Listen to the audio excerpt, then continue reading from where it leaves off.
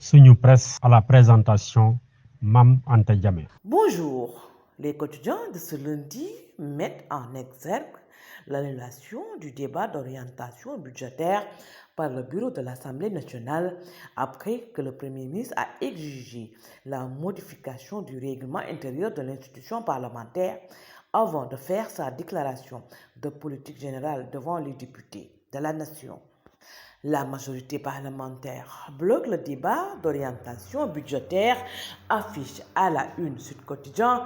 Le bureau de l'Assemblée nationale a décidé de surseoir au débat d'orientation budgétaire qui était prévu avant-hier, samedi 29 juin, à l'hémicycle. Selon le président du groupe parlementaire Benno Bokk Yakaar, Abdou Mbow, cette décision a été prise suite au refus du Premier ministre Ousmane Sonko de tenir sa déclaration de politique générale dans une assemblée nationale qui ne reconnaît pas le poste de Premier ministre, explique Sud Quotidien. Le Premier ministre Ousmane Sonko a exigé la modification du règlement intérieur de l'Assemblée nationale avant de faire sa déclaration de politique générale devant les députés. En réaction, le bureau de l'Assemblée nationale a annulé samedi la tenue du débat d'orientation budgétaire, nous dit le journal Vox Populi. Dans le journal L'Observateur, l'ancien député Théodore Monteil souligne que la non-tenue du DOP est sans effet sur le fonctionnement des finances publiques. Le DOP est une étape d'information. Le ministre vient avec un rapport général avec le document de programmation budgétaire et économique pluriannuel et le document de programmation des dépenses et les députés débattent sur ça. Le DOP est juste une information qui leur permet de préparer le marathon budgétaire à venir. Il n'y aura donc aucune incidence, a fait savoir l'ancien parlementaire Théodore Monteil. Selon Vox Populi, la crise entre majorité au pouvoir à l'Assemblée de l'attente par déclaration d'intention et de guerre interposée, la crise institutionnelle entre l'exécutif et le législatif devient manifeste, dit le journal.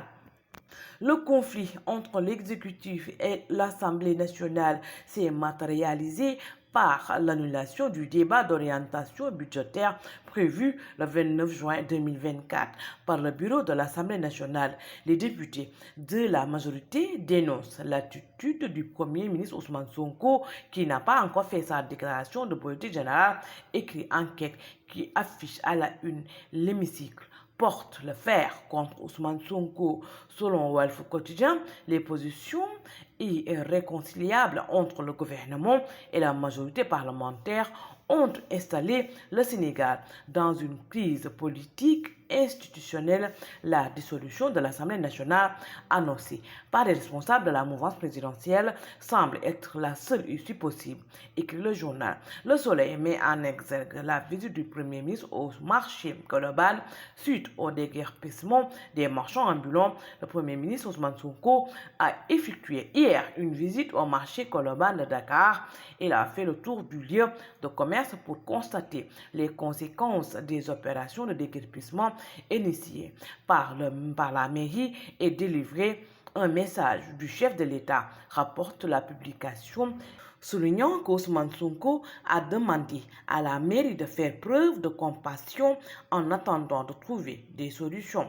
Dans ces opérations de déguerpissement des marchés, le quotidien Bës Bi flaire la guerre en sourdine. Ousmane Sonko, Khalifa Sall, la colère allait crescendo chez les marchands ambulants depuis plusieurs semaines du fait des opérations de déguerpissement de certains marchés de Dakar. Mais Colobane a été la goutte d'eau qui a failli déborder le vase de la patience. Le Premier ministre a effectué le déplacement hier sur les lieux pour y voir plus clair, mais dans ses mots, la veille, Sonko insinuait un sabotage, comme l'a affirmé Abass Fall par certains maires. Et ce sont ceux qui sont proches de Khalifa Sall qui sont visés. Pourtant, c'est le ministre de l'Intérieur Jean-Baptiste Tine qui avait dans une circulaire du 7 mai 2024 donné des instructions dans ce sens écrit le journal. Bonne lecture. Sunu Presse vous a été offert par l'Agence sénégalaise de la reforestation et de la Grande Muraille Verte.